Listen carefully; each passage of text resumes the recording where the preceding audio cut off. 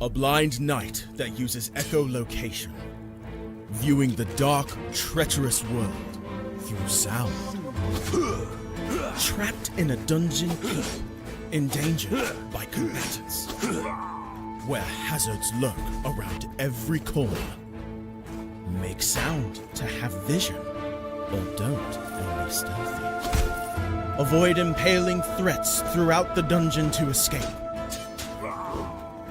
Engage with other prisoners. Rogue knight I've been hearing about. Could you find the key and unlock my cell? Free them to fight back with more allies. Let's take this guy. The dungeon labyrinth has many paths and even more traps. Struggle through the darkness to find your freedom.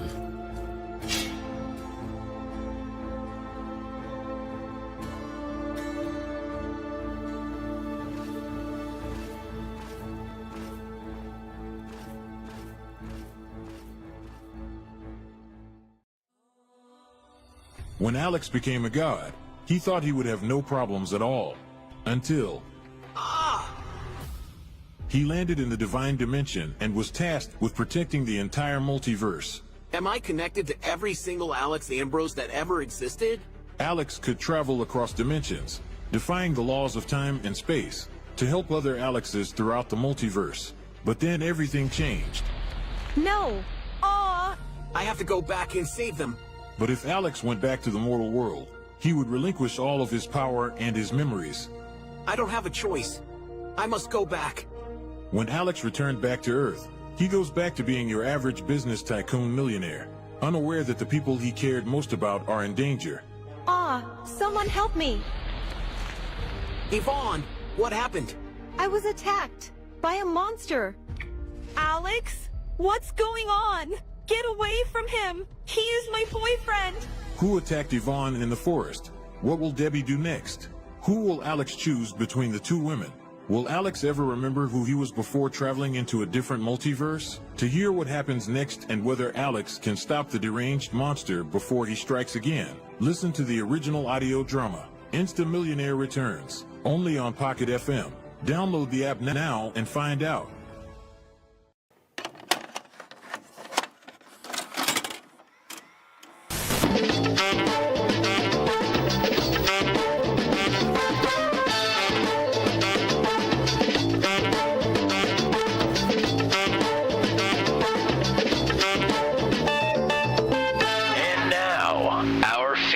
Presentation.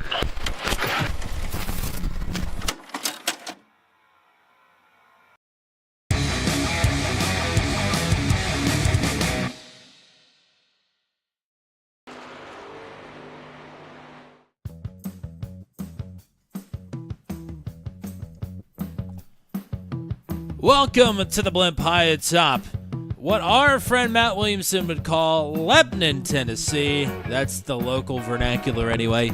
It's Nashville Super Speedway for the third time in series history, and it is about that time for round number 12 of season number 1 of 2025 for the Max V CNC Home Designs Truck Series. After a rather contentious race last week at Charlotte, it's time for a reset, and no better way to do that than with a race here tonight at the Nashville Super Speedway, which produced a flag-to-flag race just a couple months ago with the Venom Truck Series. No reason we can't be doing that here tonight. One driver that was a part of that flag-to-flag Venom Truck Series race was my broadcast partner, Mr. Joshua Motichek. I'm Tommy Cook, hanging out here high atop the Nashville Super Speedway. Partner, welcome in to the coverage, and welcome back to Nashville Super Speedway. How are we feeling about this concrete gladiator track?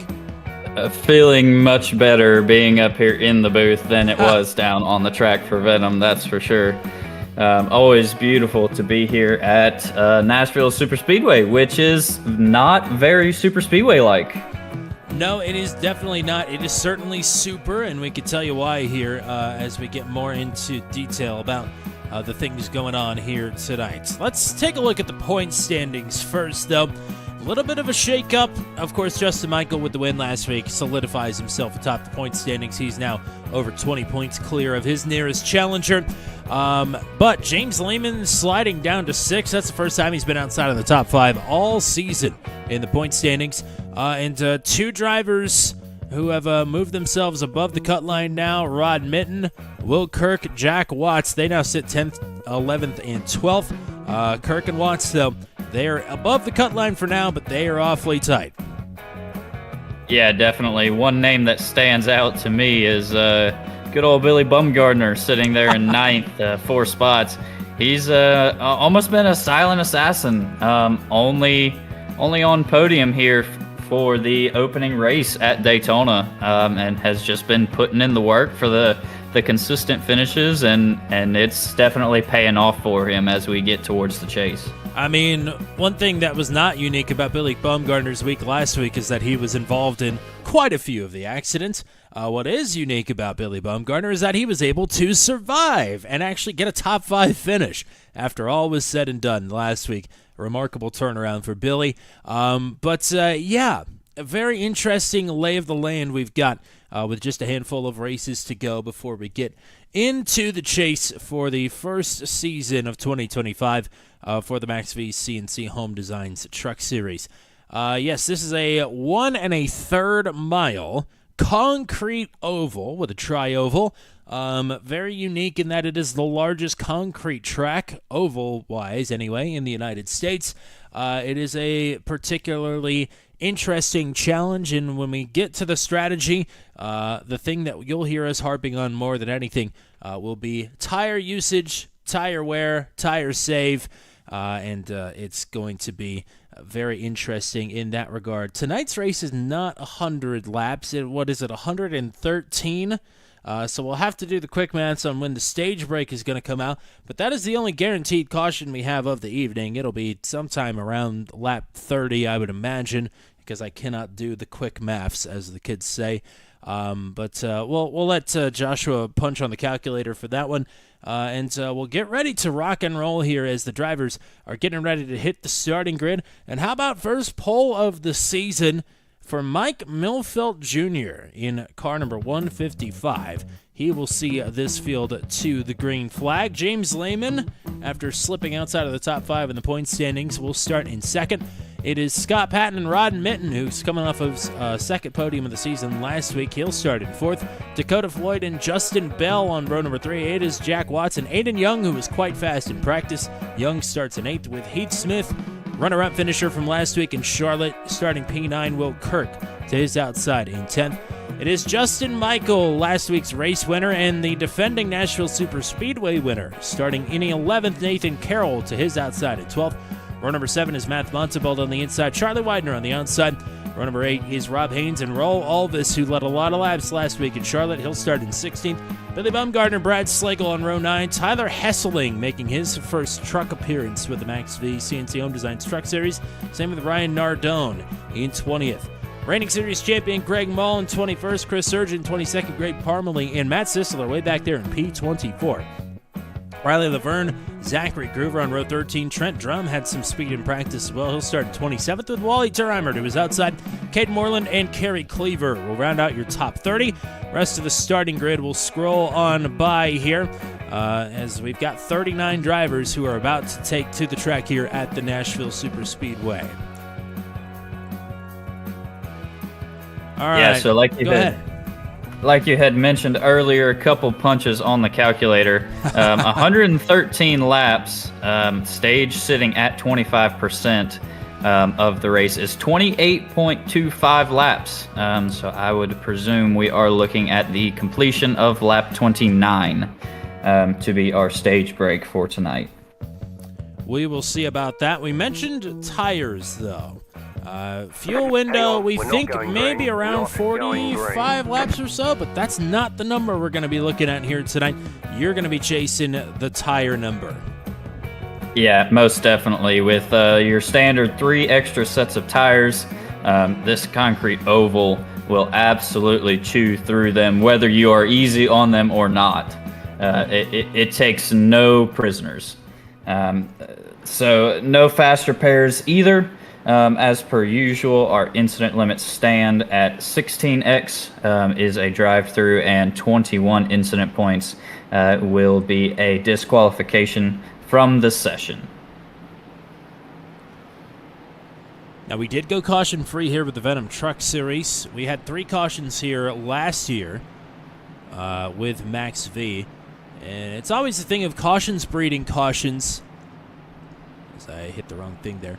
Cautions breeding cautions is certainly a thing that we keep an eye on. But if you can make it through the first 3, maybe 4 laps here at Nashville Superspeedway, get a little bit of separation, it certainly helps to spread things out a little bit more as we're going an extra lap under the caution here. Yeah, it's difficult the first few circuits around here, especially since the track surface is kind of wide in the turns, but you're not going to use a whole lot of it, at least not on purpose. Yeah, it's definitely a very unique track. It doesn't really promote a lot of side-by-side racing as much as it does staying up in the draft and getting a good exit off the corner to get alongside and solidify that spot into the next corner. Field is pacing by. I think a handful of drivers. The extra pace laps here, I'm presuming, are for some EOL penalties that were assessed post-race after a difficult race in Charlotte last week, let's just say. That is normally not Max V's fault to have to penalize people after the fact, but they certainly did. So we've seen 32 people on the grid right now. A few people will have pit lane starts, and a few drivers will be starting at the tail of the field rather than their assigned starting position. Field is under the control of Mike Milfeld for the first time this season. He's got the pole. He'll lead the field to green here at Nashville. Not quite the jump that they wanted there on that bottom. Definitely not. Michael's going to get a good run. Not sure if he's going to be able to get clear. He's clear at the moment. Looks like Milfeld's going to slot in front of Mitten and take that second spot with authority there. So that means the leader is James Lehman from the outside pole. Yeah, so definitely the place that Lehman wants to be after an unfortunate race last week. Patton's going to slot into third with our next battle, and caution's out. Trouble towards the back. I see a lot of shuffling. Oh, my Lord. We have come upon quite the scene here, a massacre in the tri-oval. We talked about if you could get through the first few laps, we might have very little trouble here tonight, but we did not. Caden Moreland, Billy Baumgartner again. There's Brandon Weiss, Matt Rodolasso, and a few others. Saw Chris Voiles shuffling there a bit as well. So we're under caution here for the first time on lap number 3. We scour through the footage here to see what has put us under this caution. First name that I see is actually Matt Sisseler. So we'll go with him. And oh boy, this is already in progress. But there's the 93.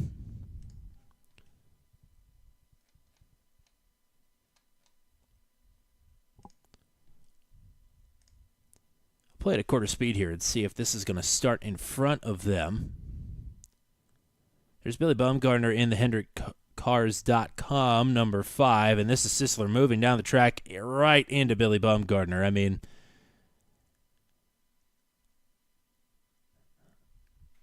and Baumgartner not catching a break week to week either. No. Oh, that is a hard shot there.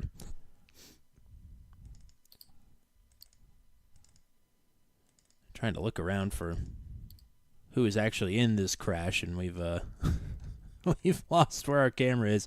I promise I'm trying to get better at these replays here. We're on Peyton Bass.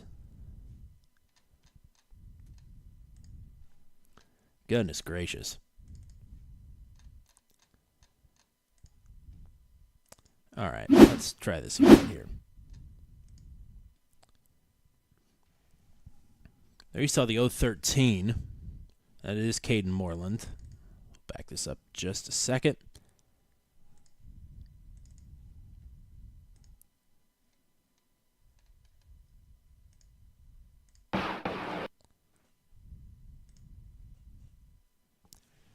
It's going to happen in front of Moreland here, riding in the Jegs truck up on the top side.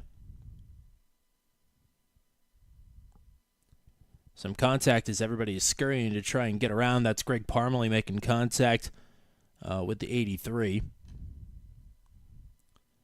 And with a helping hand from behind, the 65 of Brandon Weiss will send the 013 of Moreland around. Big shots for Voiles. 23 truck with a big shot. That's Ryan McRoberts in a new paint here this week. A little messy. A little bit messy. That'll happen. Not entirely sure what happened to Wally Turheimer, but that truck was definitely smoking. Wally was in that mix as well. If I can find his name here, take a look quickly. But unfortunately, I cannot.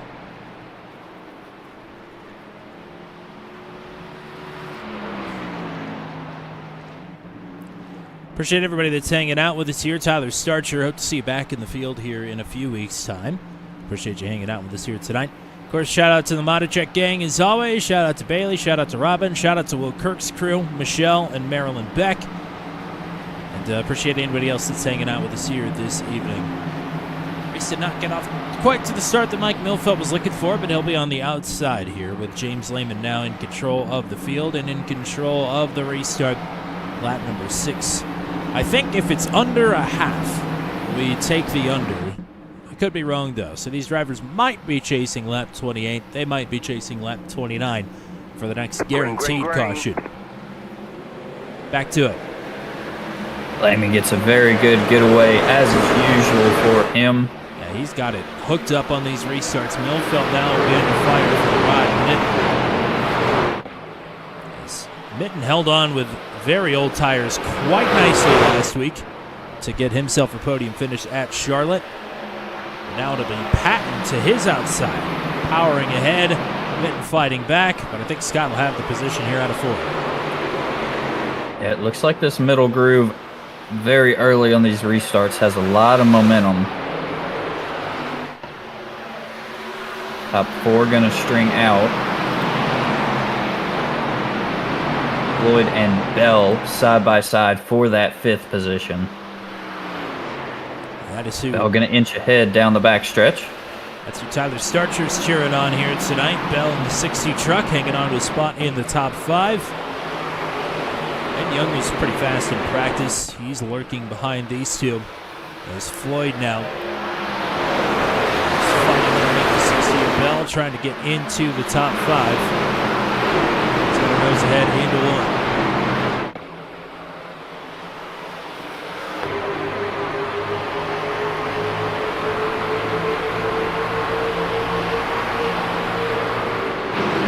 Battles here further back as well. Justin Michael takes over that 8th position from Nathan Carroll. Michael started P11 slowly but surely, working his way further and further up into the points. Won this race last season.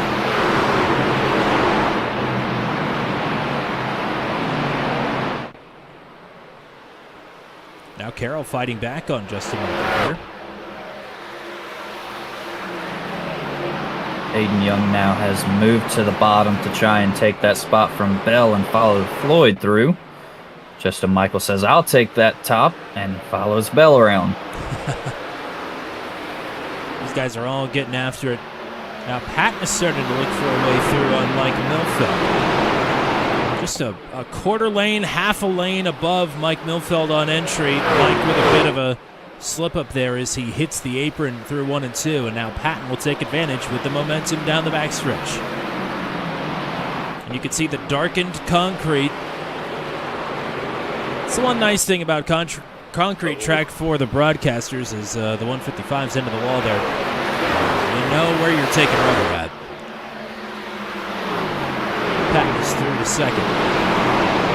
Do not want to get above You don't want to get into the way.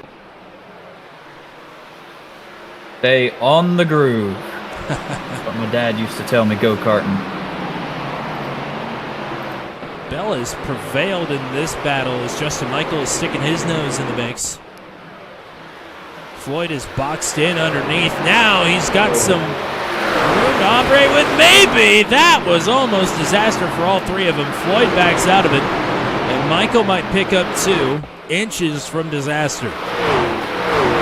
Yeah, that's not the place Floyd wanted to be. No, well, he thought it was, and then it closed up really quick.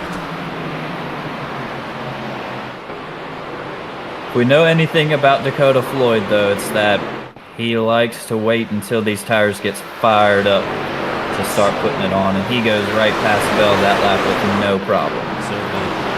And maybe just wants a rabbit to chase as well with Justin Michael. You know when Justin Michael's going that it is time to go.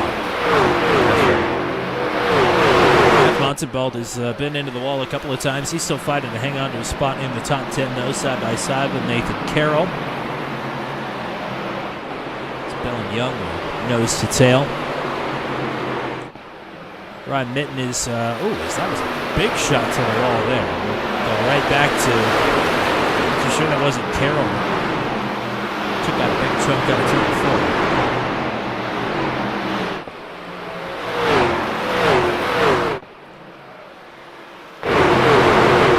So a lot to be decided further. Go ahead. I was about to say Montenbelt is back into the wall. And Justin Bell is way up the track. Aiden Young is underneath. And Bell might lose 2 or 3 spots here. Getting up out of the groove. Yep, just like you had mentioned earlier, you do not want to get quite that high up onto the lighter part of the concrete. Minton was reeling in Milfeld, but it is stabilized for now. Still pretty close between those two, and they've got Justin Michael and Dakota Floyd closing in on them. Back to Bell, still stuck on the outside. This is Nathan Carroll underneath. Sergeant Charlie up 4 spots behind them. He's swapping lanes through the trial.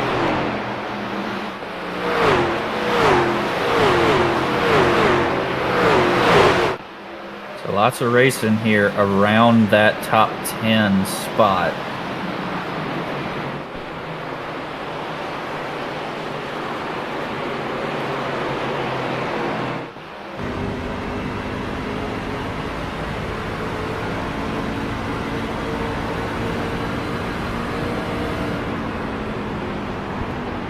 Barely fanned out towards the front of this field, like you had mentioned. Michael and Floyd are still inching forward. Floyd gonna look underneath Justin Michael into turn 3 here.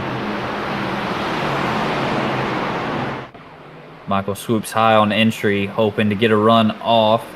Will keep it out of the wall. Neck and neck at the line. And Michael will have it at the line. The way things are shaping up, it's the championship is presumably going to go to one of these 2 drivers. Now, things could certainly change. And I think Michael's alluded to the fact that he may not be actually running for the championship this season. But if this is the championship battle that we're going to end up getting, Scott Patton factoring in there as well, it's going to be a doozy. Can't wait. Well, if Justin Michael isn't running for the championship, he's sure not acting like it. No, he is definitely trophy hunting in the meantime. Heath Smith dropped a lot of positions at the start of this race, and he is working to get him back. He's back into the top 10.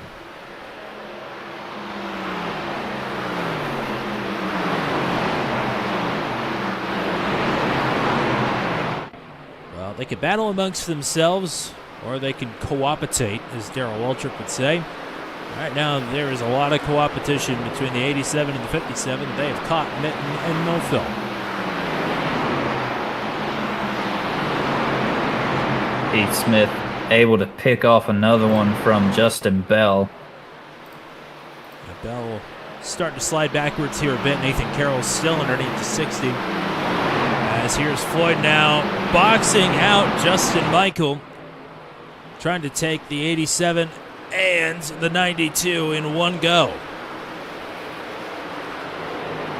Oh, Mitten disappears there Yeah. for a second. That's nerve-wracking if you're trying to push him through the tri-oval.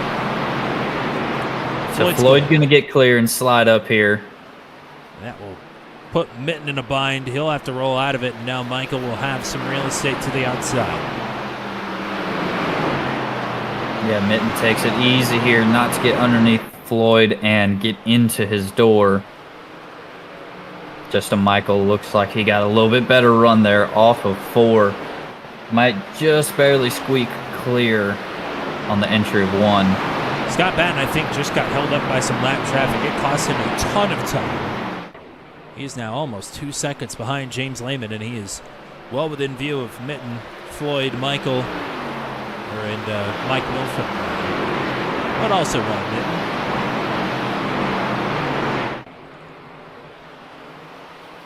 It's James Lehman at the front of the field. Looking at 22 laps on the tires onto lap 23, and this is when Dakota Floyd really starts to pick him off and gain ground. Justin Michael finally getting around Mitten as well. I mean, we're only 22 laps in with 3 or 4 laps of caution in that mix as well. And it's 1.3 seconds of fall off through the field. I mean, that is excessive, to say the least. Yep, tire wear is no joke here at Nashville Superspeedway. Pete Smith continuing to pick his way up through the field. He's up to 8th, throwing his teammate Charlie Widener. That was Scott Patton glancing off the wall out of 2. And Justin Bell is slow. He's going to drop back to maybe 15th or 16th. So problems for Bell. Again, we're not sure if we're chasing lap 28 or 29. We know the stage will be on one of those 2 laps. And that is going to be a godsend for these drivers who are desperately hoping to get 4 fresh Dr. Feelgoods on their NASCAR trucks. Dakota Floyd, with a little bit of radio cooperation from Milfelt, is able to get that spot into the podium positions here and start the hunt on Scott Patton. 9/10 of a second, give or takes a couple hundredths. We'll see if Floyd is able to close this gap up to the 46 here in the next few laps. As we always say, catching is one thing, passing is a whole nother. Especially with only a couple laps left on this stage. One thing's for sure, without something happening, James Lehman has got this stage on lock. He's nearly 2 seconds clear of Scott Patton. Mr. Michael having to get his elbows out and play a little defense on Dakota, or rather on Rod Mitten. As Young and Smith are both catching these 2.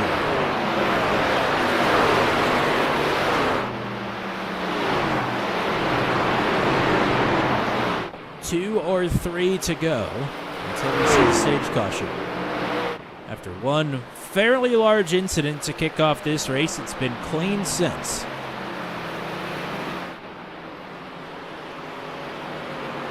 I believe we lost 4 drivers out of that opening lap melee, including Wally Thurheimer, unfortunately. 1 or 2 to go for James Lehman. I'm sure he would be loving a 1 right now. I think a 2 wouldn't hurt him either. Yeah, why not? And that also gives you one less lap on the back end. That is also true. Minute will take a dive here on Justin Michael, but Michael's so good at manipulating that air. He's just a little bit for the nose of Rod Mitten. Caution, yellow flag. And there's the stage caution. James Lehman will take the stage win. It is Patton in second, Floyd in third, Milfelt in fourth. Justin Michael rounds out the top 5. Rod Mitten in sixth. Andy Young in seventh. Heath Smith eighth. Charlie Widener and Nathan Carroll finishing 10th. Rob Haynes back in the lineup with the first driver on the outside looking in at 4 spots from 15th to 11th.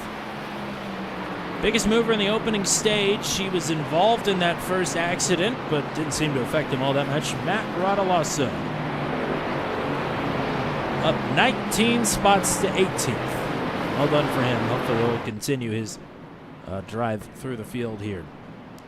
Everybody down pit road, not a surprise whatsoever.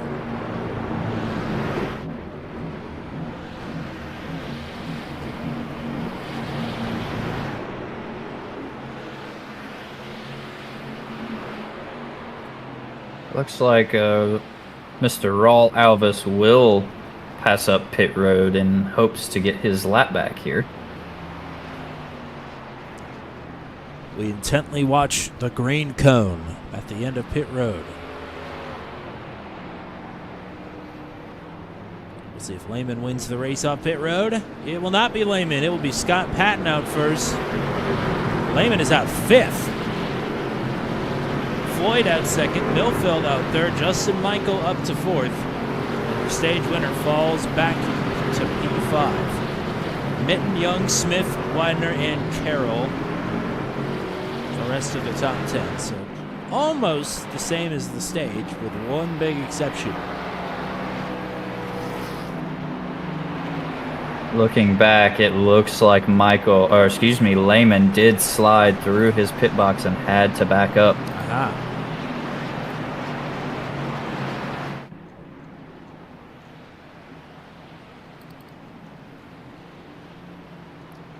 I am all too familiar with that terrible sliding feeling. Yikes. That's no fun.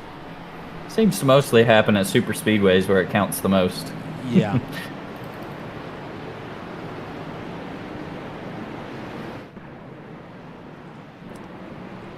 So that will definitely shake things up here at the front.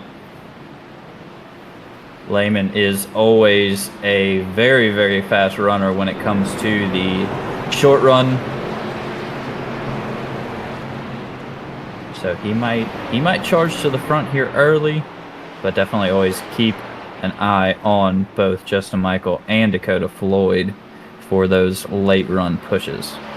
So we're going to have about an 80-ish lap run to the finish. Theoretically, we could make it one stop on fuel, but do you want to only pit one more time in this race for tires? Are you thinking 2-stop from here?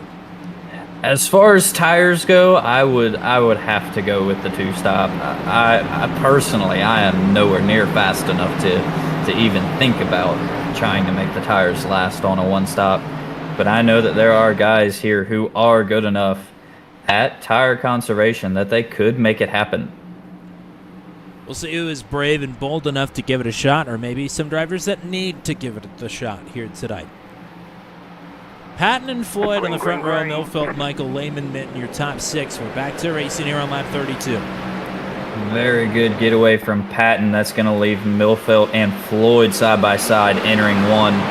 Justin Michael slots down into that 4th spot from the outside. Top 5 of the bit of breakaways. There goes one around. It's Aiden Young. And he will hit the inside wall. He's off the track. Will stay green. Fresh tires here.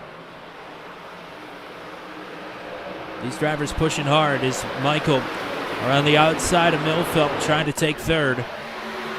3 wide, Lehman to the inside. Now Mitten rolls out of it. They were 3 wide again. Michael taking no prisoners here.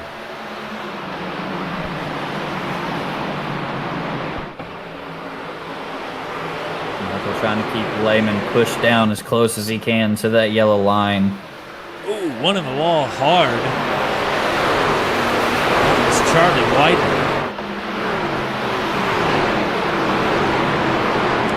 It would help if I would turn the ticker on too. There you go. Sorry about that.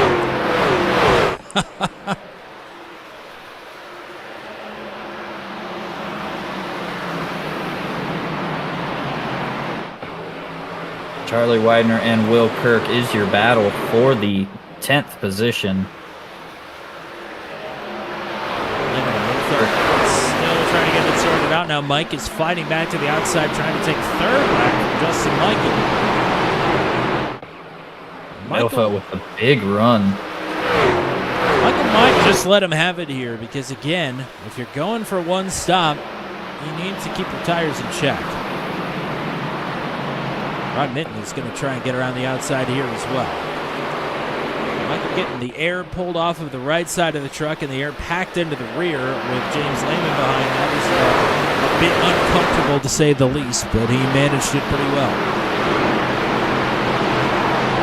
This little bit of side-by-side battling is just inviting Heath Smith right into the mix, as he is just about caught up. Smith bringing friends with him. That is Rob Haynes, Nathan Carroll, side by side. Almost a little contact there. Charlie Widener in that mix. First time we've seen Will Kirk here tonight outside of the first caution replay.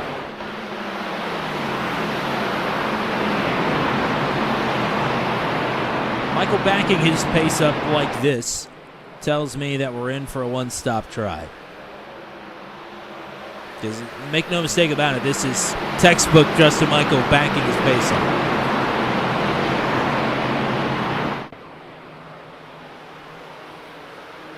Now, whether or not he gives up too much time here as Will Kirk will take a pounding to the wall. Because that has certainly happened before, where he's trying to conserve tire and then he realizes, uh-oh, I'm kind of in trouble right now.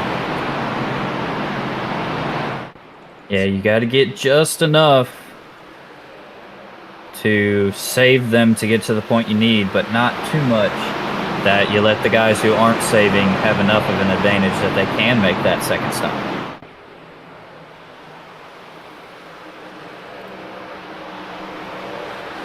Lehman is right on the bumper of Rod Mitten. And he will take a dive.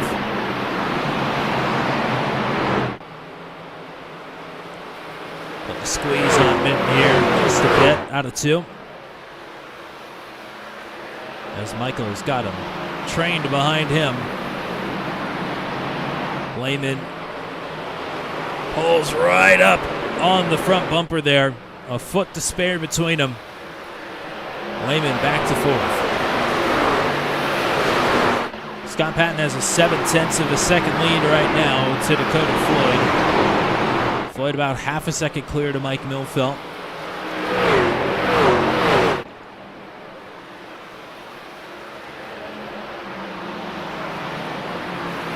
Lehman gonna look underneath Milfelt this time. Milfelt running a little bit higher of a line than some of these other drivers here.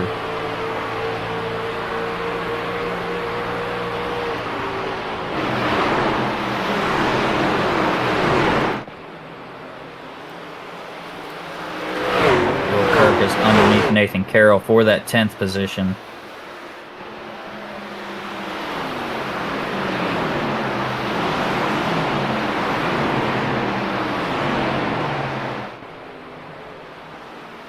Kirk is down positions from where he started this race, but is slowly clawing his way back up the leaderboard. I think had an EOL penalty to start this race, if I'm not mistaken. Either that or pit lane start. As we're back up front to Milfelt and Lehman battling for third. Milfelt gathering the tires back together and launching the attack back. It's going to bring Rod Mitten into the chat.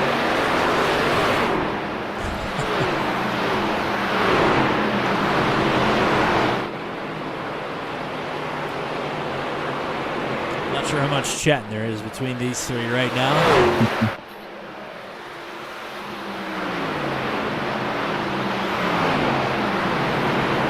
Ooh, one up in the wall. Right in front of Scott Patton. That's a lap truck. I'm not 100% sure who it is. They're multiple laps down. Either way, that is almost right in the lap of James Lehman there. That was close. Looks like that is Chris Braley who is off pace. That's too bad.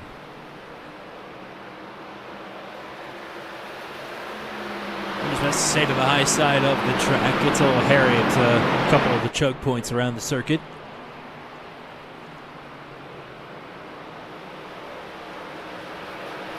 So that shakes Rod Mitten free of this battle. Lehman and Milfelt are now cleared up to battle for provisional podium.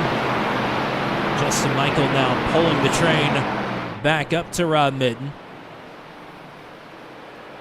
There's a little more blinking there from the 92.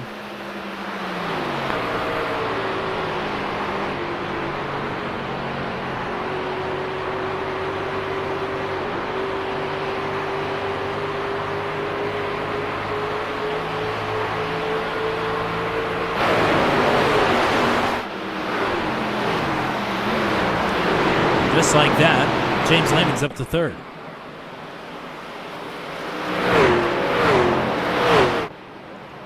Lehman is definitely on the hunt.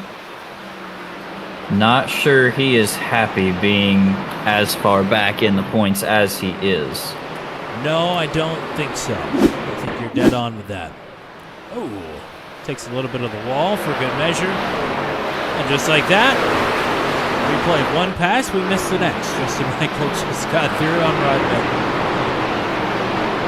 So Michael is back into push mode here. He's got fifth, he's looking for fourth.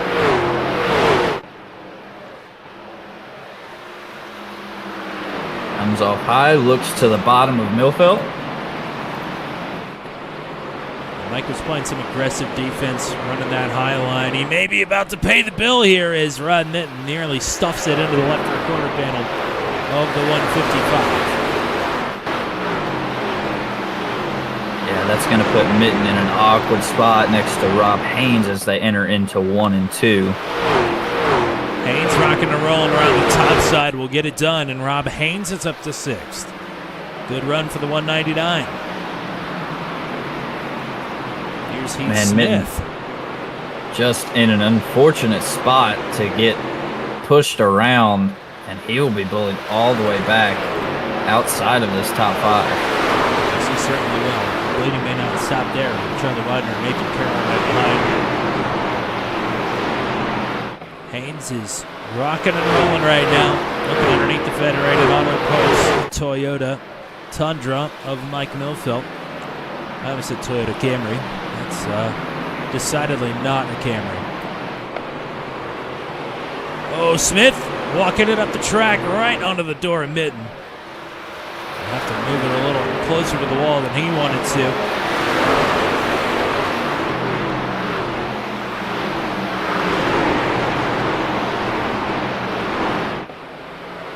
Quite the scrum here from 5th on back.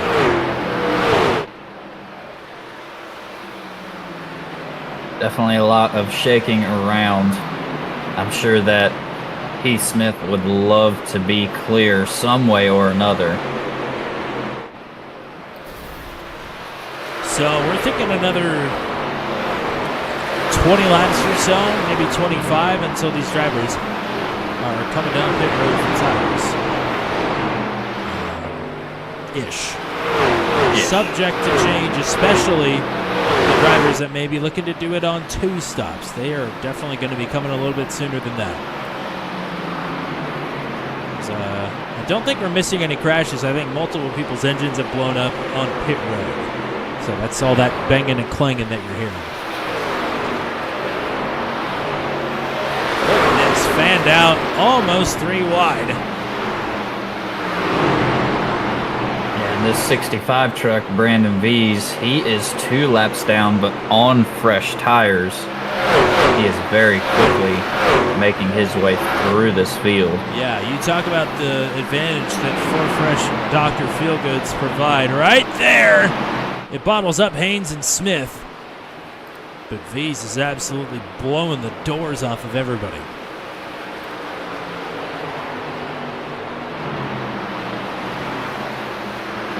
Oh, Haynes into the wall, entering 1. V's trying to keep it pinned down there on the bottom as he gets through on Mike Millfield. And V's coming through is going to be a absolute best case scenario for Mitten, as Mitten was able to get back around Haynes and Smith there.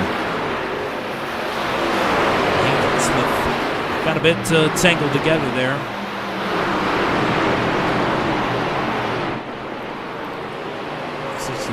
Is free and clear.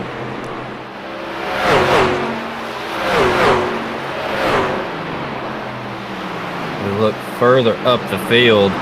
Dakota Floyd is now about 2 car lengths behind your leader. Yes, he is.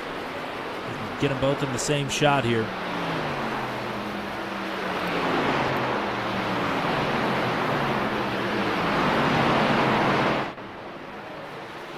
And looking at the same further back for 3rd and 4th between Michael and Lehman.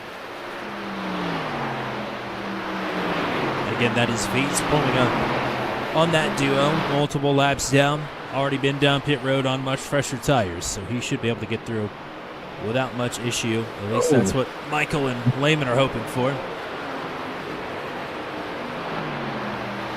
Michael going to look to the inside of Lehman into 1 for this 3rd position. Maybe hoping to get a helping hand from Veets from behind, but he's going to slide the Lehman and get clear by a foot or 2, maybe. If that.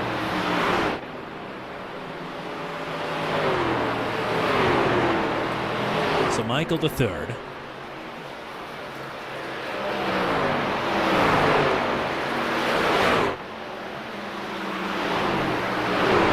And with V's coming through, that's going to put a gap between Michael and Lehman.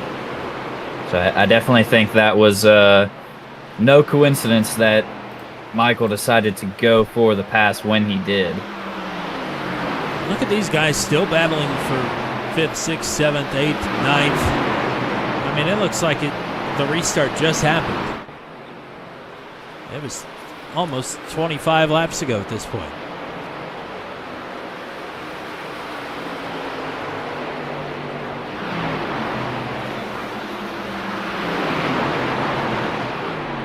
Makes for good TV, does not make for good tire save. No, definitely not. Floyd having to push Patton underneath the lap truck.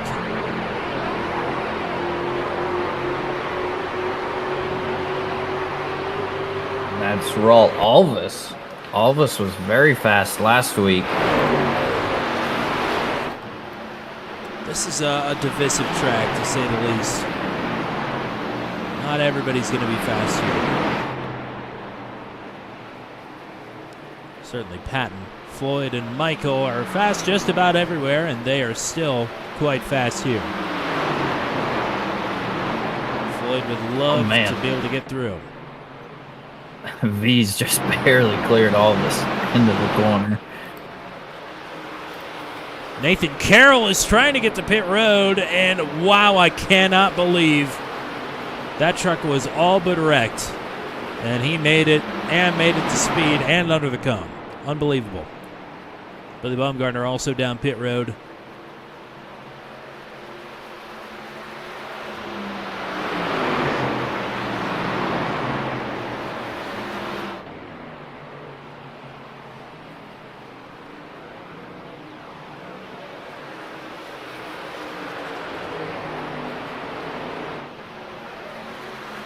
I'd say it's just about that time.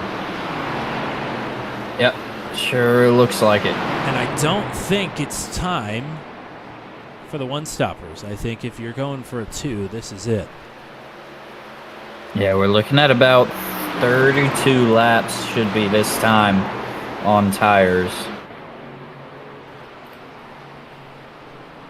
See if anybody elects to take it from the top 10. Nobody's slowing down.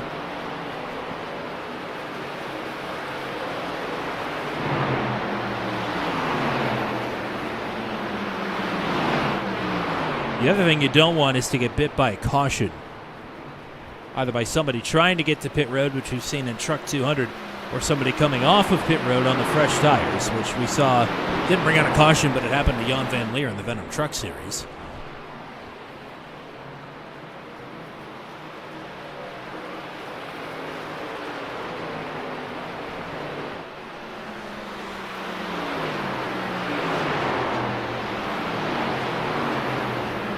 Smith is all over the back bumper of Rod Mitten there, looking for that 6th spot.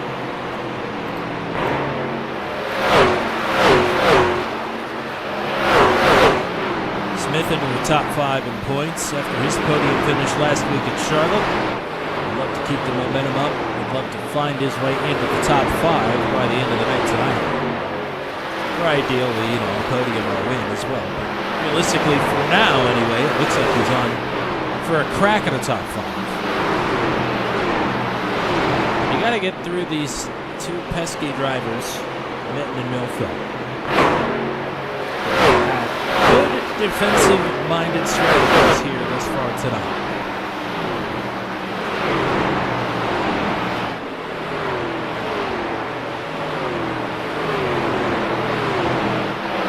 Lots of shaking up further back in this field through this stint. However, your front has been almost the same since the start, or since the restart, rather. Brad Slagle trying to get onto pit road as spun it around. Still green.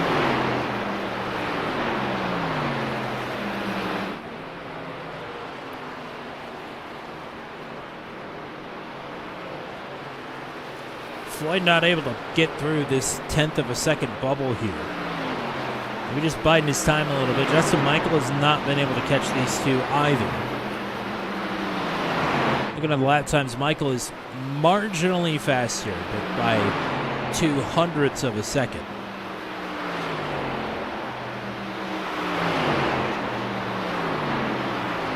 Not enough to really show a dent in the top 2. Not as of now. We'll see if that increases here this time around.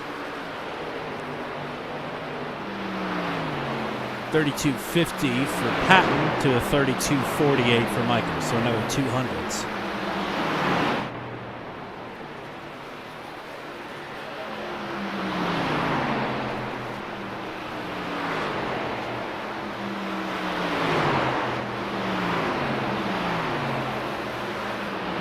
I mean, as we're looking at, Floyd has been riding right on Patton's bumper for quite some time now. Could this be a strategy call, or do you think it's just an unableness to get around Patton? Well, you mentioned it at the top of the show. It is difficult to pass here. It's also difficult to pass Scott Patton at a sub-intermediate track. I guess this technically would be on the short side of an intermediate. But Patton has got these oddball tracks kind of figured out quite well. A lot of his victories in Max V have come on these a little out-of-the-box tracks, especially concrete tracks as well. So you will be doing good to get through on Scott Patton in this situation. He's using the advantages of track position to their fullest extent here at the front of this field. And expecting pit stops shortly, probably in the next 10 laps or so for these drivers. And that should be good for them to get to the end of this race, but we'll see. Certainly if we get a late caution, everybody's going to be coming down pit road for tires. Yep. I always say, if you got them, use them. Yep. Doesn't always work out. Rod Mitten is starting to go backwards a little bit.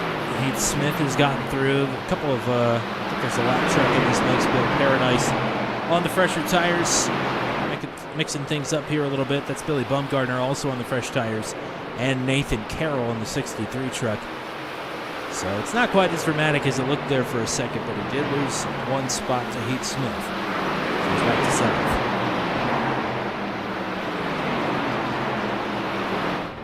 Ooh, Brad Slagle off in the grass in the tri-oval, back onto the track.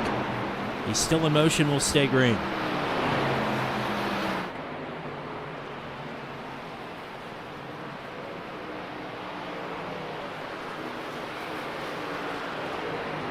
Looks like we got a couple pitting here this lap. Kyle Kabash is one of them. Here comes Will Kirk.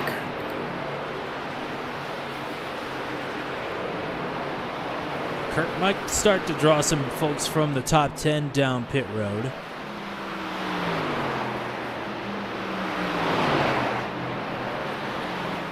We'll see. Scott Patton is hanging a little bit lower than Dakota Floyd here, but just different lines between the two. They are not coming this time. And Justin Michael still hanging about a second and a half behind, so he is not making huge inroads here on the top two. So maybe Justin will be the first one down pit road. Try and trigger this undercut. Jack Watts also hanging around that top 10 bubble. He's down pit road. I think we might have a couple in here this time from your top 10. Yep, here comes Dakota Floyd, going to employ the undercut on Patton. And Justin Michael will follow. James Lehman will follow. And here come Milfelt and Mitten. Rob Haynes as well. Good entries for all of them. Matt Montalbalt is slow. He is coming to pit road. So presumably Patton is going to answer this time.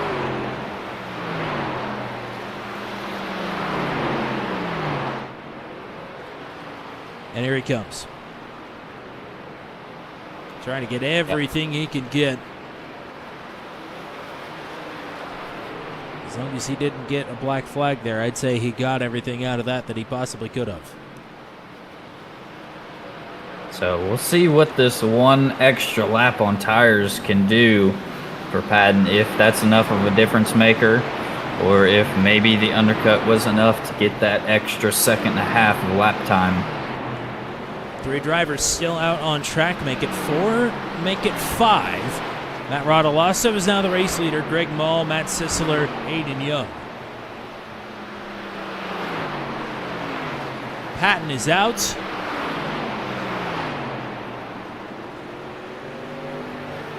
Here comes Dakota Floyd into turn number 1. There's Patton on the left side. Floyd on track, and it is going to be Floyd getting through on Scott Patton. Can Patton merge back in front of Justin Michael here? It's going to be close. They're going to be side by side into 3, but Michael should have it with the momentum around the outside. Patton trying to get these tires fired up right away. He's hanging on the quarter panel, but will have to tuck into line behind Justin Michael. Yeah, so you can see just how powerful that undercut is, even just by one lap. That is how big of a difference it makes to have those fresh tires. So the cycle will be complete as soon as Aiden Young and Matt Rodolasso get off of pit road. Race leader right now is Nathan Carroll. Remember, pit very early from the 10th position. He had a 5-second lead when when Dakota Floyd came out of the pits. That's already down to under 4 seconds. So Floyd is closing this gap rapidly. Floyd has a 2nd and 3/10 back to Justin Michael. So Michael able to gain a little bit of time on this pit cycle, but not quite enough to be here right now.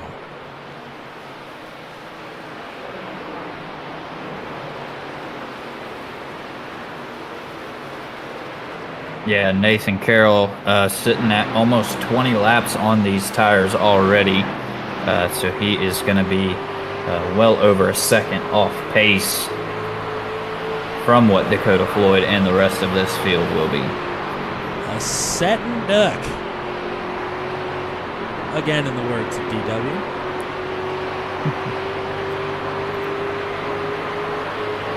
See that orange truck in the background there. That's Dakota Floyd. These 2 red trucks coming up are not Dakota Floyd. He will be here quite soon. That's Aiden Young on the freshest tires on the track, unlapping himself. Remember, Young had that spin that did not trigger the caution. He's had great speed all night tonight. And without a caution from here on out, he is not going to get the result to go with that. Young right now running in the 21st position. Scott Patton. Michael and Yeah, just got back Lehman. through on Justin Michael there. Floyd going to have to make quick work here through these lap cars and on Nathan Carroll to keep that gap between them. And that was pretty quick work there. Floyd back to P1. We saw Brandon Weiss yielding, now on much older tires, in reverse of what it was last time.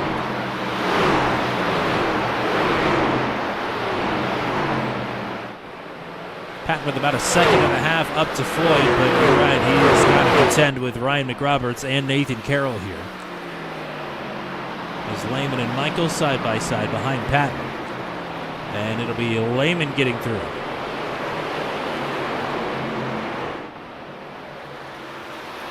Definitely think it's... Go ahead. Like I said, McRoberts had damage from that earlier accident. And Carroll, like you said, on the 20-lap older tires. Shouldn't be too much of an issue, but slower cars can sometimes be pesky. A little nerve-wracking, especially if you're battling for a spot in the top 5 or on a podium. It's something that you have to do, but certainly not something that you want to do.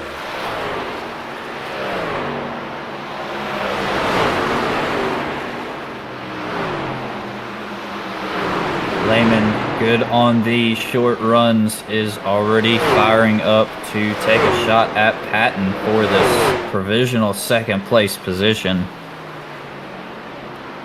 It's interesting that Michael is falling off the way he is, because we know how much value there is in having life in the tires at the end of the run. But at the end of this run, he really was not catching Scott Patton or Dakota Floyd. He was not.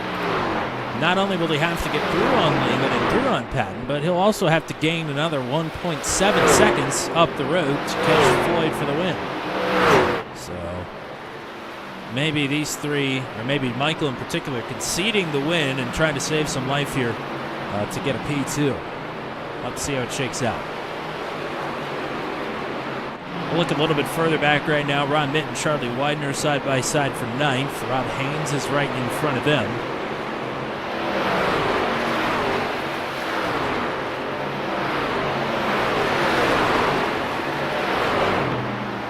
And it's now Widener on the move to the inside of Haynes.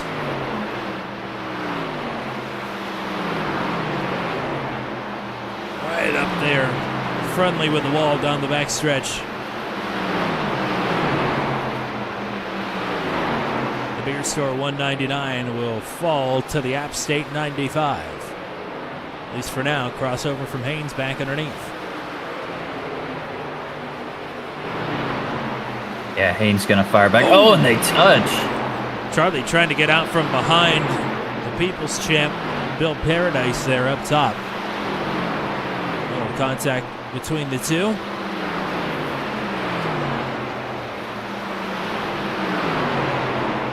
These three with a little battle is going to let Heath Smith get out to a pretty decent advantage over them in the 7th position. Certainly. It allows Jack Watts to get a little bit closer as well, though he still has about 2 seconds to catch up.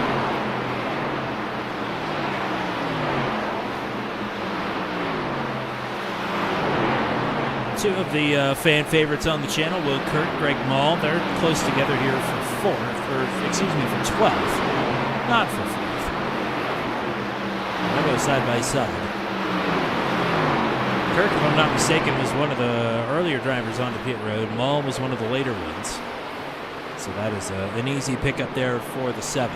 The reigning series champ has not got much airtime here tonight. Scrapping for spots just outside of the top 10.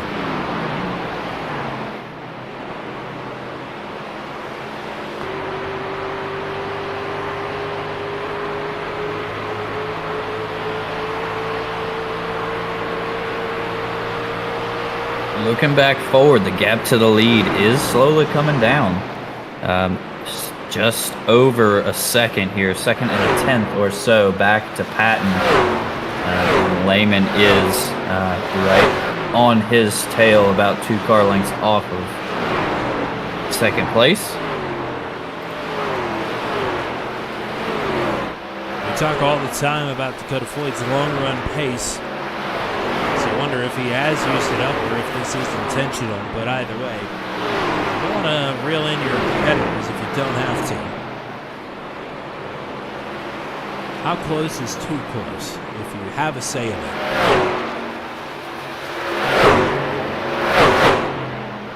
I would say too close is the number going down instead of up.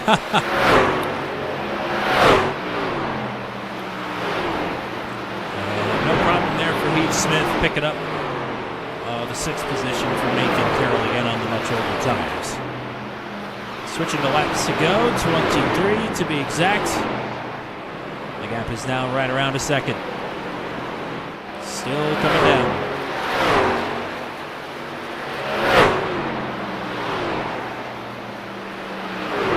We're going to take it to the bottom and let Patton and Lehman through, and is coming down to pit road as well.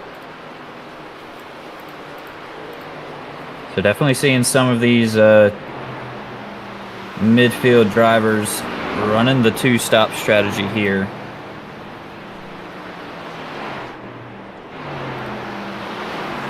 Widening through on Carroll up to 7th. Justin Michaels dropped back to a 2nd and a 3rd behind Lehman and Michael, which would make it about 2.5 seconds up the road to Dakota Floyd. It's a big gap to try and close in here in the final few laps.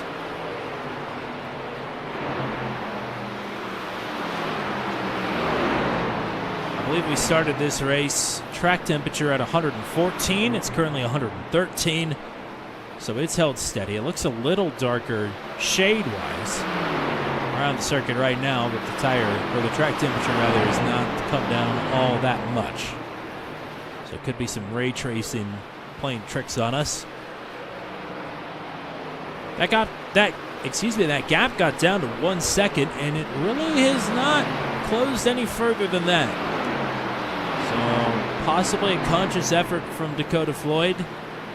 Or potentially this is Scott Patton having to temporarily shift back to defense with James Lehman lurking a lot like Dakota Floyd did before the green flag pit stops. Yeah, I definitely think as difficult as this track is to make moves on, the longer you wait, the more difficult it gets. So if I was in James Lehman's position, I'm not sure how much longer I would leave this gap to Patton the way it is. It's just showing Greg Mall dropping a bunch of positions. Think maybe he had a blink, but he's back on the track. All good there.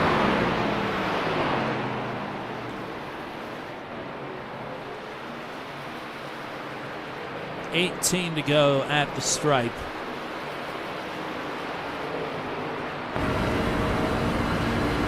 Right on board with the boss man Lehman, who has a bit of contact, and he is doing a thing that Matt Williamson always likes to point out. He is shifting in the turns.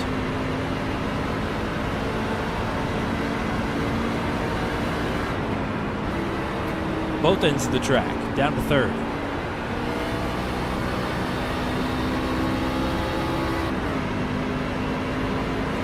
So I guess fuel's not a concern. Which Yeah. I didn't think it was anyway. But I'm going to go down and grab another gear to, I don't know. What is the benefit of shifting down to 3rd? Did you do it when you were here a couple months ago? I did not. I probably should have been. Typically, the benefit, typically benefit of grabbing 3rd gear mid corner is because, I mean, once you get on some older tires, you're a little bit slower through the corners and a little bit slower off, more specifically. So catching that next lowest gear can really help give you a little bit more torque coming off the corner with the higher RPMs. However, like we just saw there, Lehman getting just slightly sideways, it can allow more wheel spin into the truck. So it's definitely a give and take depending on what you are good at driving wise. Well, you can't personally, say personally, I am not one for shifting. I typically just open up my corner a little bit further, but some people prefer it. You can't say Lehman isn't pushing hard, because he has been in the wall, it feels like, almost every corner. Definitely looking for it here on Patton. The gap to the lead, looking at about 0.8 of a second. That was with Floyd bouncing in and out of lap traffic there as well, which is what Patton and Lehman are going to have to do, including, or paired with battling with themselves here as well. As Lehman is muscled up underneath the Patton. Can't make the pass stick. He's going to dive again into 4. Not quite as much momentum down into the corner. He's going to be able to keep alongside down the front stretch and across the line. Going to have a good run into turn 1, and he's going to dive it off in there. Patton right up to the bumper, going to try to cross him over, but Lehman keeps the car really low and is able to block it off and make the pass happen. That allowed Justin Michael to close just a bit. But Lehman is going to try and set sail and not have to worry about the 87. Clip the apron there through the middle of the turn, and Patton comes back.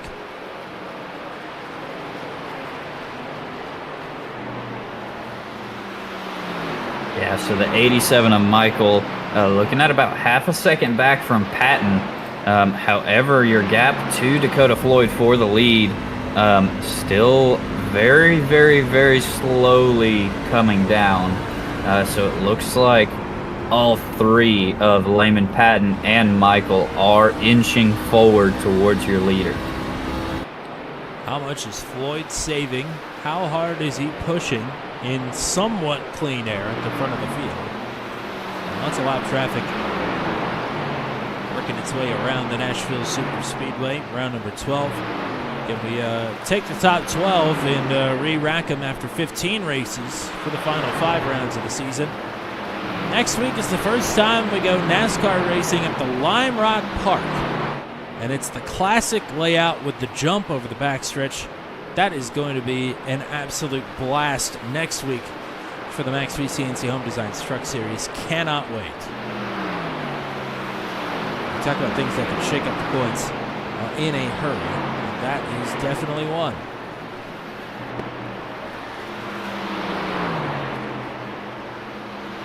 A little bit further back here, Heath Smith gonna be completing the move off of 2 on Mike Milfelt for that final top 5 spot. Good stuff from Heath Smith. Way to back up that podium from last week if he can hang on to it. That'll definitely play into some very consistent points for Smith. 3/4 of a second.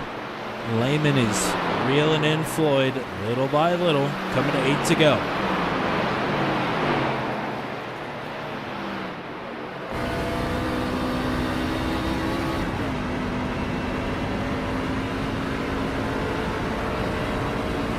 We'll ride with Floyd into turn 1 and see if he is shifting.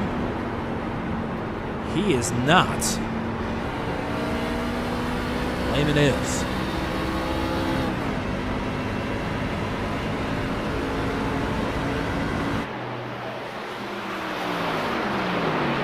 A quick peek back for Caleb Tipton, back to Justin Bell. Bell has picked his way up a little bit through the field there after the pit stop, but he is riding in the 13th position.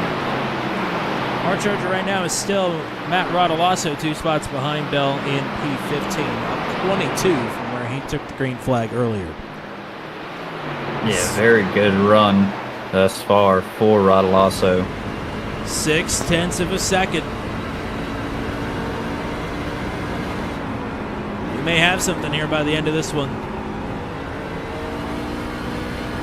Lehman is having a hard time rolling the middle if he does not shift at the right time. He lost 0.2 there through 3 and 4 just from missing the corner.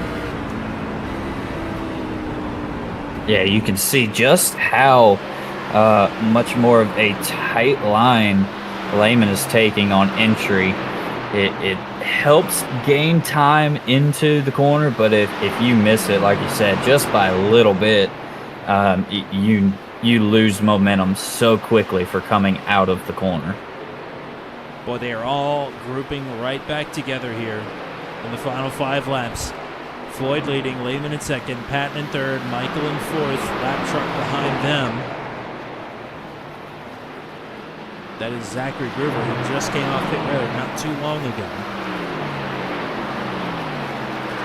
trying to help Justin Michael catch up here. And now he'll take a look to the inside. Floyd is definitely not cornering as well as the drivers behind him, but maybe banking on some arrow wash and banking on how difficult it is to actually make the pass, especially at this point in the run. Hoping that this track position is going to pay off for him in the final 4 laps. Still around half a second. Lehman has work to do, and he has yawned the back end of that truck out in 3rd gear. Your top 4 all the way back to Michael is sitting now within the same second on the track. Patton on 1 lap fresher tires is starting to fire off from the corners a little bit better. If you're looking for rear end stability, shifting down to 3rd is not the way to keep that through the run. Lehman abusing these rear tires, and he may be starting to pay the piper here as Patton comes out of the run with 3 to go. Oh, Patton into the wall. Scott going to go up top. Taking that momentum down to the middle. He'll have the run into the tri-oval. This may be Hammer driving the nails into the coffin for either one of their chances to win this race. As Dakota Floyd in front of them, still hanging on to the lead, but not by much. And at this point, it may be more beneficial for Patton to just hang back and see if he can push Lehman. But he's going to go for it. Patton squeezing Lehman. James into the wall. Lehman into the wall. White flag. Race is official. See if Patton can make a last-second lunge towards Floyd.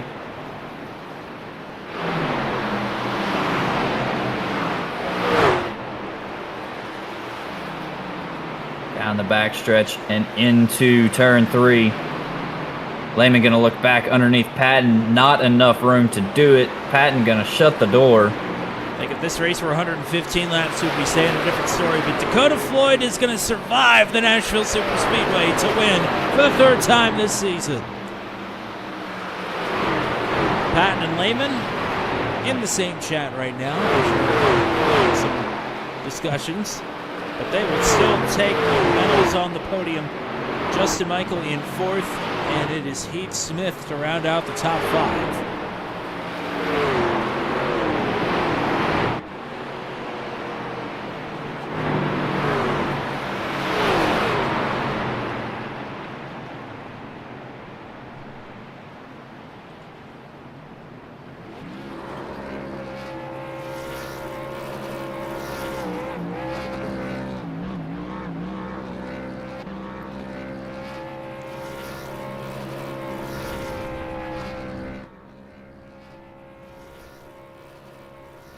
Good stuff from Floyd here tonight.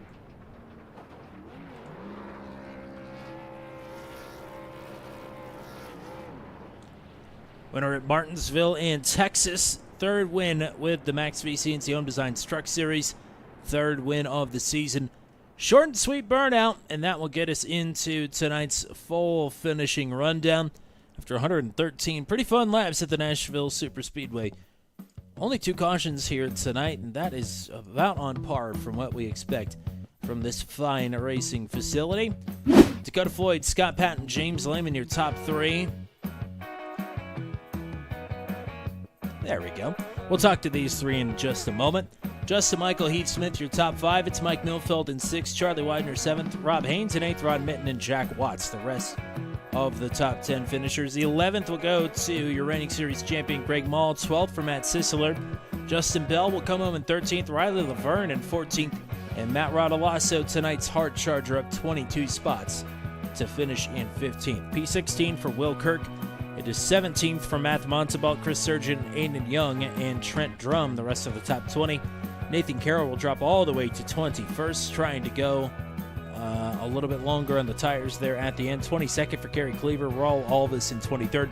Caden Moreland and Bill Paradise, your top 25. Zachary Gerber, 26th. David Rigsby, 27th. Brad Slagle, 28th. Billy Bumgarner and Brandon Feast, your top 30. Kyle Kabash in 31st. Ryan McRoberts in 32nd. Ryan Nardone in 33rd. It is Chris Braley in 34th. And then I want to say DNFs from here on out. Peyton Bass, 35th. Greg Parmalee, 36th. Chris Voiles, Tyler Hesseling, and Wally Turheimer.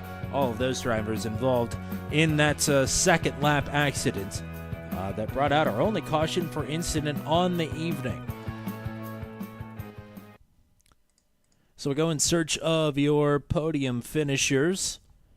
And we will start with the driver who will bring it home in third place here this evening. Always good to get to talk to James Lehman at multiple points through the night, because we always talk to him before we start the races off air. But always nice when we get to chat after the race as well. Yeah, how you guys doing tonight? Pretty good, you know. A little bit shorter than last week, that's for sure. Only 2 cautions here tonight. Pretty good racing all through the field as well. And a hard-fought P3 for you here tonight. Oh, yeah, for sure. Compared to last week at Charlotte and tonight's race is a day and night difference of our racing.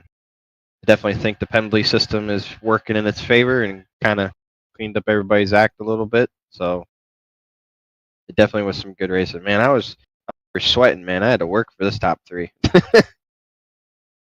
I mean, this is a work for it track for sure.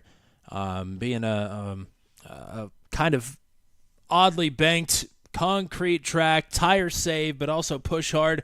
And you were putting in the extra work there by shifting as well, and that looked like it was really freeing that truck up later in the run.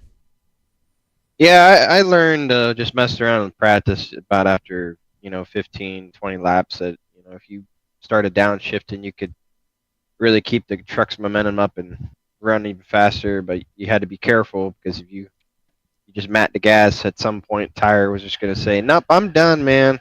And those last 6-7 laps, I was wheeling it pretty bad. That's for sure. That right rear was screaming. Joshua, what you got? Congrats on the podium, as always. Looking at some pit stop strategy, Patton came in 1 lap behind that whole top 5 group there. Do you think if you would have come in with him, that would have been the 1 lap that you needed to stay ahead of him?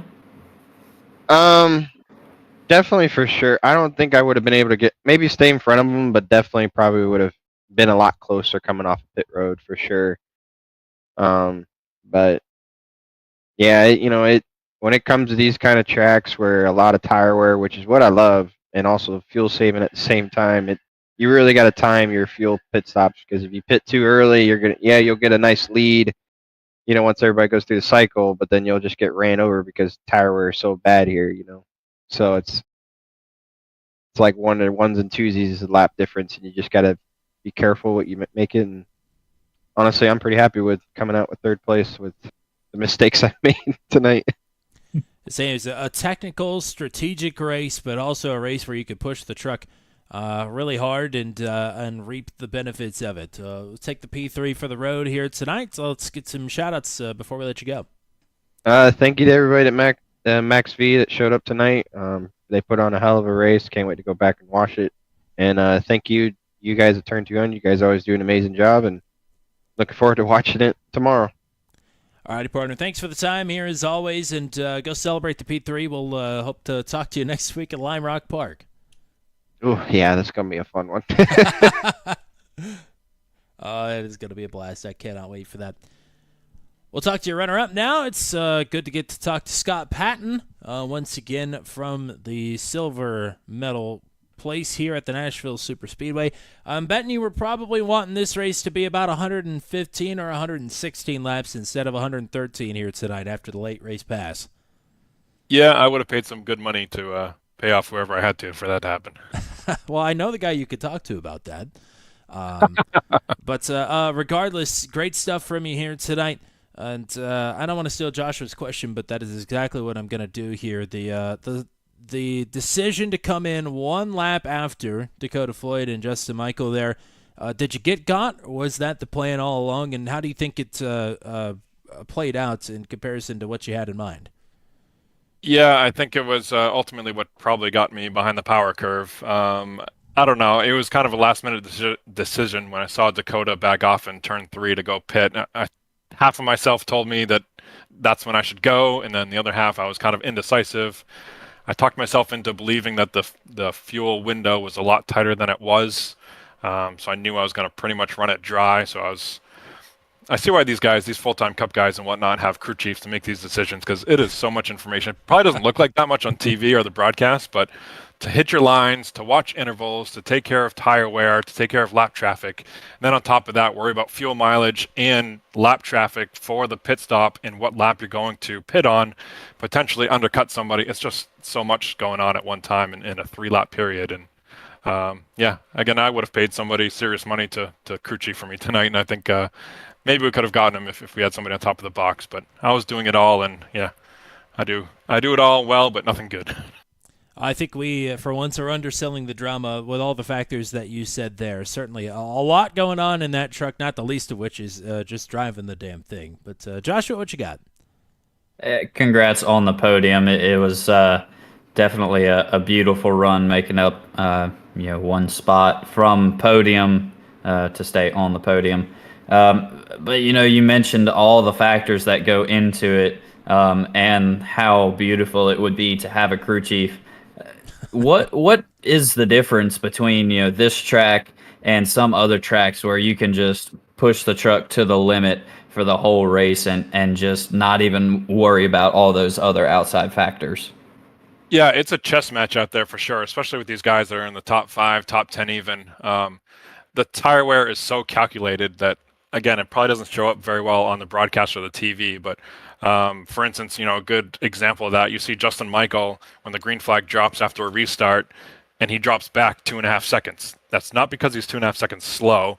That's because he knows exactly what he's doing and exactly how much tire he has to save to maximize the entire run that is potentially in front of us. So I try to do that the best I can, but it's one of those things that if you do that and you get caught behind somebody, you're going to potentially lose 2 or 3 tenths or 4 tenths trying to get by that person or more, which completely negates your whole tire strategy to begin with. Like, that's how kind of close this is all calculated. So a track like Nashville, where it's such line sensitive and corner entry sensitive that one lapper gets in your way, or if you're fighting for one position, in the top 5 there, and they want to put up a little fight, and now you got to pinch the truck on the corner exit and all the way down to the apron, like, it makes a difference on the long run. So I think for Dakota to short pit me by 1 lap and then have a clean track was just enough for him to outpace me there in the end. And so, yeah, hats off to those guys for sure. Great stuff from you here tonight. Congrats on taking another podium, and let's get some shout-outs before we let you go. Yeah, certainly for what you guys do here at Turn 200. Appreciate the broadcast. Looking forward to watching that one. And who do we got on the truck? Stone River Outfitters, Matt LaVenture, a good buddy of mine who owns that. All your fly tying fishing needs. It's fly tying season now. Check him out at stoneriveroutfitters.com. And New England Racing Museum. I was just hanging out with Dr. Dick Bergman over the weekend on Saturday for a car show up there. So if you find yourself in the area near New Hampshire, and you're looking for something to do other than fishing, check out the museum up there. And I think that's about all I got. And thanks to you, Tommy and Joshua. Absolutely, partner. Great to get to talk to you. We'll hope to do it again next week, but go celebrate the Pete Through. Sounds good. Will do. And now for the 3rd time this season, we'll talk to Dakota Floyd as a race winner. Welcome back to Booth 200, and congrats on win number 3. Thanks, guys. How you guys doing tonight? Pretty good. This was a fun race here tonight. It was a technical challenge, and not only that, it looked to be a bit of a slog as well. Lots of factors working against you there, not the least of which is this concrete tire grading surface. It looked like it was getting to you there a little bit towards the end. Yeah, the truck was just getting tighter and tighter as we went. I think just the more temp into the track and more rubber buildup along the race line there, it just got harder and harder to get her through the center. So I was definitely probably showing it pretty hard, and I was trying to push probably a little bit harder than I should have towards the end there with those guys closing down on me with under 10 to go. So I was definitely pushing the truck pretty hard at the end. Well, regardless of how hard you were pushing the truck, I think the one thing that worked in a lot of drivers' favors here tonight, it was certainly working for Scott Patton before the round of green flag pit stops there, was track position. You had to have at least a little bit of confidence in your ability to play defense if you had to for a couple laps there. Yeah, I definitely think so. If I don't ever let him get to my outside, I think I can hold him off for the last couple laps that were going to be there if he got to me. So I felt pretty confident there towards the end. If he made the pass, he made the pass. But I think it was going to give him a good run for his money, even with the lap first tires. Well, Joshua, what you got for your race winner? Man, congrats on the win. It was a beautiful race to watch from up here in the booth. But from where the stage break was, calculating up fuel and tire wear, was there ever a chance that this race was a two-stopper after the stage break, or was it always going to be a one-stop? It was always going to be a one-stop. I knew where we were restarting at, and we were getting about 42 to 43. I knew I was pretty comfortable in the fuel window. As long as I just ran the tank empty, I was going to be good for the rest of the race no matter what, and it was just a matter of managing the tires from that point. Well, you've clawed some points back to Justin Michael for the regular season championship here. Now 3 rounds to go. A road course next week, and then after that we've got 2 big tracks, Pocono and Michigan. How do we feel about closing out the regular season?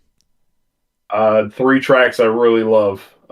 Not as much of a fan of Michigan with the truck, but I still love Michigan, no doubt. And it's been a long time since I've raced Pocono, so I gotta probably do some practice for that one. And I'm always down for a good road course, especially Lime Rock with a lot of the elevation changes and how technical that place can be, especially how hard it is to pass. So I'm definitely looking forward to that next week.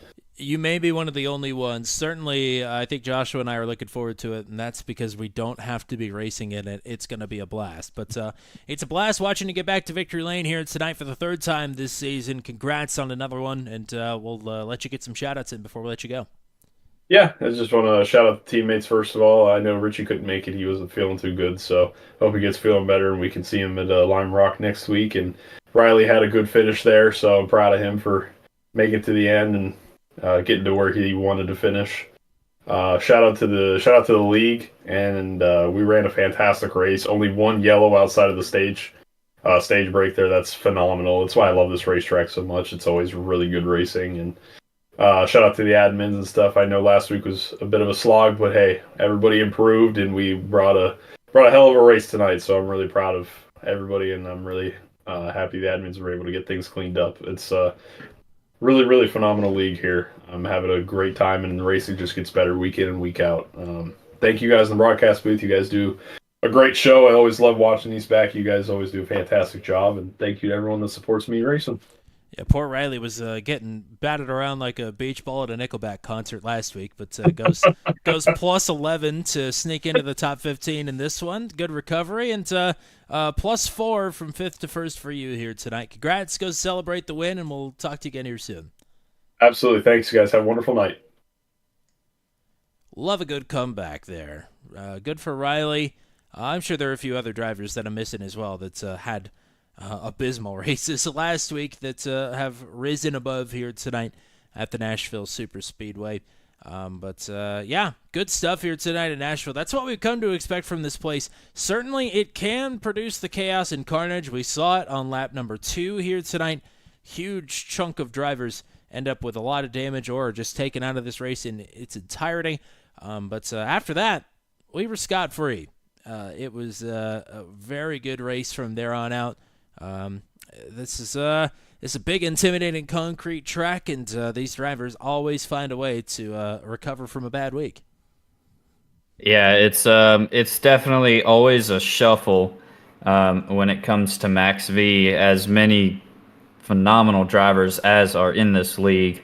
We have our regulars who are up front, but you never know when you might see another driver slip up there. But I know you, Tommy, always enjoy a good old-fashioned strategy play out, but I personally will be very excited for next week just to see some all-out raw pace when it comes to the road course racing. Oh, yeah, there's no strategy next week. It is going to be lots of crashes, lots of unfamiliar drivers with the course, even though a lot of them will have had to have run Lime Rock Park in the classic layout in coming up through the road ranks. Hardly anybody's ever done it in a stock car or stock truck. So excited to see the chaos and calamity, and eventually, like you said, the raw pace that will come out of next week's race once we get all the crashing out of the way. But very, very, very much excited for Lime Rock Park next week. Got some action between now and then. Of course, Monday night, it is the return of the Ghost Squadron Formula Super Series from the Banger Factory down under. It is Phillip Island. 8:45 p.m. Eastern Time for our returning coverage of the Formula Super Series. Excited for that one. Tuesday night, it is the chase for the Nathan Reynolds Cup from Chicagoland. Matt Williamson named it in a brain fog on Tuesday night, and I've forgotten to go back and actually record what he said. But it was a bunch of nonsense words strung together, and that's exactly what I was hoping for when I asked him. So that'll be the Venom Truck Series, beginning of their chase from Chicagoland at 8:15 p.m. Eastern Time Tuesday night. Wednesday night, the ASRL Sports Car Championship presented by Purple Haze Auto Sport will roll into Sonoma, Sears Point.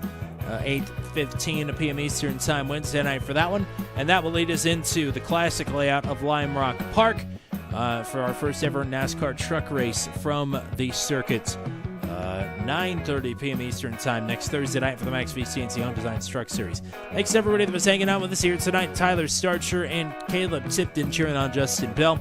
And shout out to Robin Motichek, Bailey Marie Motichek, and shout out to Marilyn Beck and Michelle Kirk. And thank you to anybody else that was watching here tonight that didn't hop in the chat. Really appreciate everybody. Thanks to CNC Home Designs for their continued support of the Max V CNC Home Designs Truck Series. Hit up Deb and Carrie Cleaver if you need a house built in Central Florida, and they will get you right as rain. Thank you to the Max V admin team. Thanks to all the drivers, and thanks as always to the man, Mr. Joshua Motichek. That's all we got for you here tonight. Until we meet again from Lebanon, Tennessee, I'm Tommy Cook saying so long, and congratulations to Dakota Floyd, your winner at the Nashville Superspeedway. Have a good night, everybody.